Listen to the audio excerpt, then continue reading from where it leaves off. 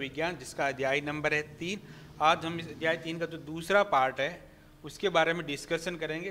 अध्याय का नाम तो पता ही है, चार्ट इन स्प्रेडशीट। इस चार्ट के अंदर हम एक तो नया चार्ट बनाना सीखेंगे और चार्ट में संशोधन करना सीखेंगे। देखो, process to create a chart, एक नया चार्ट बनाना। तो सबसे पहले दी गई टेबल में से डाटा को चुनेंगे जिसके लिए चार्ट बनाया गया है। चार्ट बनाने के लिए जो पहला तरीका है, तो आपको क्या करना है, अपना डेटा बनाना है। जैसे हमने एक डेटा बना रखा है जिसमें सब्जेक्ट और क्लास दे रखी है, ठीक है। तो सबसे पहले आपको क्या करना है, अपने दी गई टेबल में से डेटा को चुनना है जिसके लिए आप चार्ट बनाना चाहते हो, यानी इस टेबल को सिलेक्ट करना है। आप दी गई टेबल इस प्रकार से सिलेक्ट कर सकते हैं, जैसे हमने ये सिलेक्ट कर रखी है पूरी टेबल को, इस प्रकार हमने आप टेबल को आसानी से क्या कर सकते हो, सिलेक्ट कर सकते हो।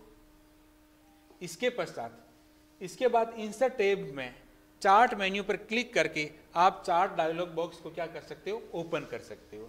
तो ऊपर जो इंसर्ट मेन्यू है, ठीक है, अगर रिबन फॉर्मेट में है या मेन्यू फॉर्मेट, कोई फर्क नहीं, दोनों के अंदर इंसर्ट के अंदर इंसर्ट के अंदर आप किस पर क्लिक करोगे, चार्ट पर। जैसे ही आप चार्ट पर क्लिक करते हो तो आपके सामने एक डायलॉग बॉक्स ओपन होता है जिसे हम चार्ट विजार्ड कहते हैं। देखो, जैसे ही आप क्लिक करोगे तो ये एक डायलॉग बॉक्स क्या हो जाएगा, ओपन हो जाएगा। और बाय डिफॉल्ट जो चार्ट है वो कौन सा दिखाई दे रहा है, कॉलम चार्ट। तो हमने पढ़ा था कि स्प्रेडशीट के अंदर जो बाय डिफॉल्ट चार्ट दिखाई देता है वो कौन सा होता है, कॉलम चार्ट होता है। इसके पश्चात आप कॉलम चार्ट अन्य चार्ट के अंदर बदलाव कर सकते हो। देखो, स्क्रीन पर चार्ट विजार्ड दिखाई देगा, साथ ही एक चार्ट भी स्क्रीन पर दिखाई देने लगेगा जो चुनी गई टेबल के आधार पर ही होगा। यानी साथ में एक तो चार्ट दिखाई देगा, स्क्रीन पर चार्ट विजार्ड तो आ ही गया, साथ में चार्ट भी दिखाई देगा जो आपने डाटा सेलेक्ट किया है उसके आधार पर। तो सबसे पहला क्या होता है, चार्ट टाइप। अगर इसी चार्ट की बात, सबसे पहले आपको क्या करना होता है, चार्ट का टाइप सेलेक्ट करना है कि आपको किस प्रकार का चार्ट बनाना है। जैसे कॉलम चार्ट है तो कॉलम चार्ट को भी आप सिलेंडर, कोण या पिरामिड के अंदर आसानी से बदल सकते हैं।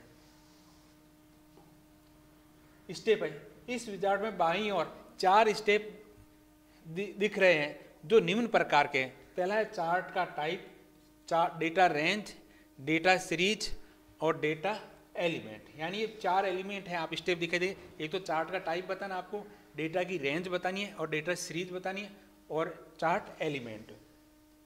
तो देखो, सबसे पहले आप डेटा टाइप, चार्ट टाइप के अंदर चार्ट का क्या करो, टाइप करो। डेटा सीरीज के अंदर, डेटा रेंज के अंदर आपको जो टेबल की रेंज है वो दिखाई देगी, आप उसमें क्या कर सकते हो, बदलाव कर सकते हो।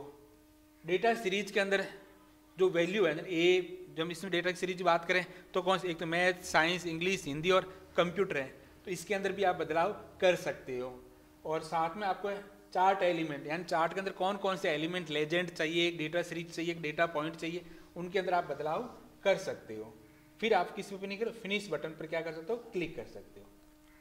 चार्ट टाइप, इसके आधार पर अलग अलग तरह के चार्ट अपने डेटा के अनुसार चुन सकते हैं। उदाहरण के लिए आप column chart, bar chart, pie chart, area chart, किसी भी चार्ट के प्रकार को चुन सकते हैं। इसका प्रीव्यू को स्क्रीन पर देखा जा सकता है। यानी चार्ट टाइप के अंदर आप विभिन्न प्रकार के चार्ट है, उनमें से किसी का भी चयन कर सकते हैं और इसका प्रीव्यू है जो आपको यहाँ पर स्क्रीन पर दिखाई दे ही रहा है, ठीक है।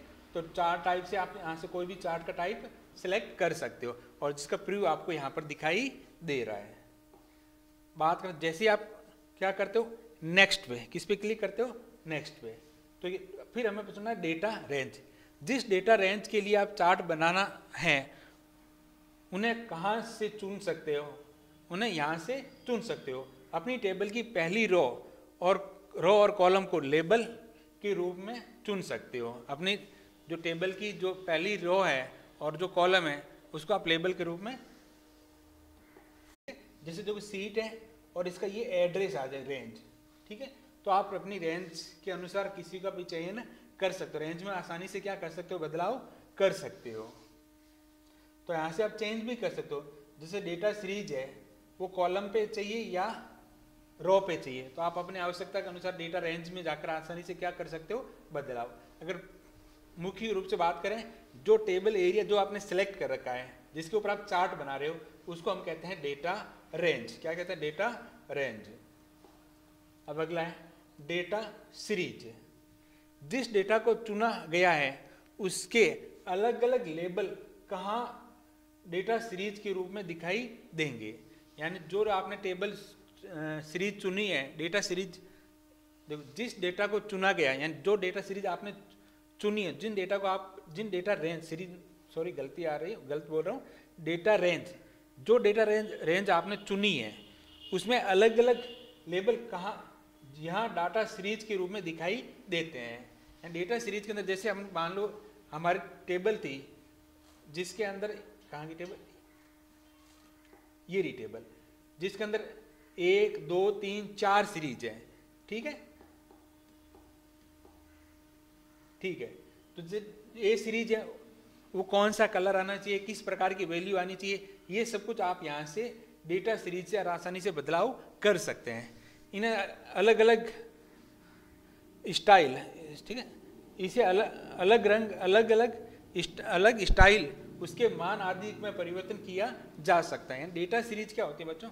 जैसे हमने वो टेबल बनाई तो उसमें हमने कैटेगरी के अंदर क्या बनाई, class A, class B, class C, तो इसको हम क्या कहते हैं? डेटा सीरीज कहते हैं। क्या कहते हैं? डेटा सीरीज कहते हैं। ठीक है, और ये किस कलर की दिखाई देनी चाहिए, क्या वैल्यू दिखाई देनी चाहिए, वो आप डेटा सीरीज में जाकर आसानी से बदलाव कर सकते हैं। और यहाँ से आप किसी भी डेटा सीरीज को, जैसे टेबल में आपने 4 डेटा सीरीज बन रही है लेकिन आप चाहते हो क्लास ए और बी की बनाना चाहिए, तो आप यहाँ से आसानी से रिमूव भी कर सकते हो और इसके जो क्रम है वो भी आप आसानी से बदलाव कर सकते हो। अब चौथा एलिमेंट है जिसमें होता है चार्ट एलिमेंट। चार्ट एलिमेंट के अंदर जो अंतिम चरण में चार्ट के टाइटल क्या है, सब टाइटल है, एक्स एक्सांश है, वाई एक्सांश है, के नाम यहाँ देख सकते हैं। ये सब चार्ट पर दिखाई देंगे। यहाँ चार्ट के अंदर कौन कौन से एलिमेंट चाहिए, कहाँ पर दिखाई देने चाहिए, ये सब आप चार्ट एलिमेंट से आसानी से चुन सकते हो। तो चार्ट का टाइटल क्या है, सब टाइटल क्या है, एक्स एक्सांश वहाँ पर क्या लिखा है, वाई एक्सांश की जगह क्या लिखा आना चाहिए, ये सब कुछ आसानी से आप चुनाव कर सकते हो। ठीक है, फिर आपको किस पर क्लिक करना है? फिनिश बटन पर। जैसे ही फिनिश बटन पर क्लिक करो, बनाया गया चार्ट स्क्रीन पर टेबल के साथ दिखाई देगा। इस सीट में कहीं पर भी आप इस तरह मूव कर सकते। इस जो आपको चार्ट दिखाई दे रहा है इसको आप सीट के अंदर कहीं पर भी ले जा सकते हो। चुने गए चार्ट टाइटल, सब टाइटल, एक्स एक्सास, वाई एक्सास नाम भी आप चार्ट के साथ देख सकते हो। जैसे ना, वही मैंने कोई बदलाव नहीं किया तो नाम यहाँ पर दिखाई दे रहे हैं। चार्ट होगा, चार्ट का सब टाइटल, सब कुछ प्रॉपर दिखाई दे रहा है। ये कुछ स्टेप है जिसके द्वारा आप आसानी से चार्ट को इंसर्ट कर सकते हो। नोट, उपरोक्त डाटा की मदद से आप स्वयं चार्ट बनाने का प्रयास करें और देखें कि अंतिम परिणाम में किस प्रकार का चार्ट प्रदर्शित होता है। इसमें आपको चार्ट बनाने में बेहतर ज्ञान होगा। यानी मैंने तो एक बार बता दिया है, फिर भी आप अपने कंप्यूटर, अपने आईसीटी लैब के अंदर जाके एक बार चार्ट बनाएं, एक डेटा बनाएं और उसमें अलग अलग चार्ट का इस्तेमाल करें, जिससे आप आसानी से देख सकते हो, आपके ज्ञान में वृद्धि होगी, हमें किस प्रकार के डेटा के लिए किस प्रकार का चार्ट इस्तेमाल करना चाहिए।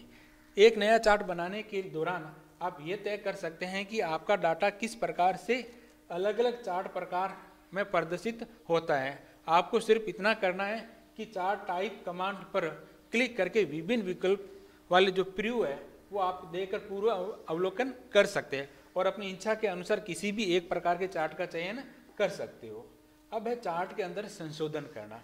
चार्ट को संशोधन करने के लिए आपको डिजाइन और लेआउट और फॉर्मेट, डिजाइन, लेआउट और फॉर्मेट 3 टैब मिलते हैं, जिसके द्वारा आप अपने चार्ट के अंदर कुछ भी संशोधन कर सकते हो। ध्यान रखना, ये टैब तभी ओपन होते हैं जब आप चार्ट को क्या करते हो, सिलेक्ट करते हो। ठीक है, जब चार्ट को इंसर्ट करते हैं तो रिबन चार्ट टूल पर एक सेट दिखाई देगा जिसमें 3 टैब होते हैं।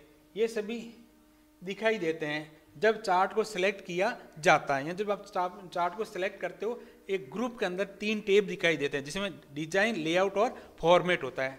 और चार्ट को संशोधित करने के लिए इन 3 टैब का उपयोग कर सकते हो। पहला है डिजाइन टैब। अब तो डिजाइन टैब के द्वारा आप क्या क्या बदल सकते हो, देखो।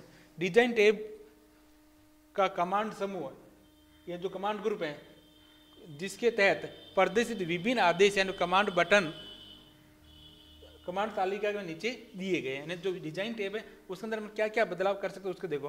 पहला है टाइप, चार्ट टाइप। चार्ट का टाइप यानी प्रकार किसी अन्य प्रकार में परिवर्तन कर सकते हो। या डिजाइन टेब के अंदर जब आप दूसरा चार्ट भी, एक तो आप चार्ट विजार्ड के द्वारा जो बनाते हो उस समय सेलेक्ट करते हो, लेकिन बनाने के पश्चात अगर आपको बदलाव करना है तो डिजाइन टेब के अंदर जाके आप चार्ट का टाइप बदल सकते हो, फिर डेटा बदल सकते हो, स्विच टू रो या कॉलम। जैसे आप चार्ट ने पहले कॉलम बनाया तो उसको रो में बदलना है, रो में बनाया तो कॉलम बनाना है, तो आप चार्ट को क्या कर सकते हो, स्विच करते हो। वर्कशीट में डेटा